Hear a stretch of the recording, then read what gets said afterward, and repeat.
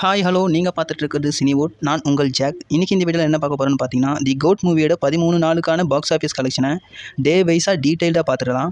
டே 1ல் 105 crore, டே 2ல் 56 crore, டே 3ல் 65 crore, டே 4ல் 58 crore, டே 5ல் 22 crore, டே 6ல் 17 crore, டே 7ல் 14 crore, டே 8ல் 12 crore, டே 9லையும் 12 crore, டே 10ல் 19 crore, டே 11ல் 21 crore, டே 12ல் 12 crore, டே 13 நேற்றும் 12 crore. ஆக மொத்தம் டோட்டலாக இந்த மூவி 13 டேஸில் 425 crore கலெக்ட் பண்ணியிருக்கு.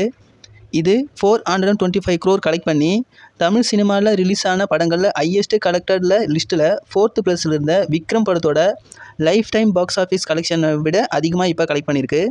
விக்ரம் படத்தோட life time box office collection வந்து 423 கோடி. கோட் மூவி விக்ரம் படத்தை விட 2 crore அதிகமாக கலெக்ட் பண்ணி இப்போ 4th highest collected Tamil movie லிஸ்ட்டில் இப்போ ஜாயின் ஆகிருக்கு. ஸ்டேட் வைஸ் பார்த்தோம்னா ஹிந்தியில் இந்த படம் 15.4 crore கலெக்ட் பண்ணியிருக்கு.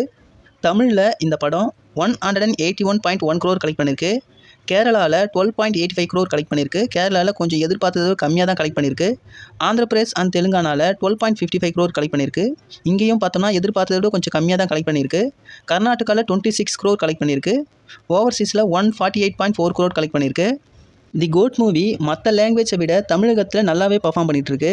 ரிலீஸ் ஆன நாள்லேருந்தே டபுள் டிஜிட், அதாவது 10 crore அல்லது அதுக்கு மேற்பட்ட கலெக்ஷனை தான் இப்போ எடுத்துகிட்டு இருக்கு. வெயிட் பண்ணி பார்ப்போம் ஃபைனல் கலெக்ஷன் ரிப்போர்ட் அப்போ தி கோட் மூவி எத்தனை crore கலெக்ட் பண்ணுதுன்னு சொல்லிட்டு. ஸோ வீடியோ பிடிச்சிருந்தா வீடியோக்கு லைக் கொடுத்துருங்க. நம்ம சேனலை மறக்காமல் சப்ஸ்கிரைப் பண்ணி வச்சுங்க. Tata bye by.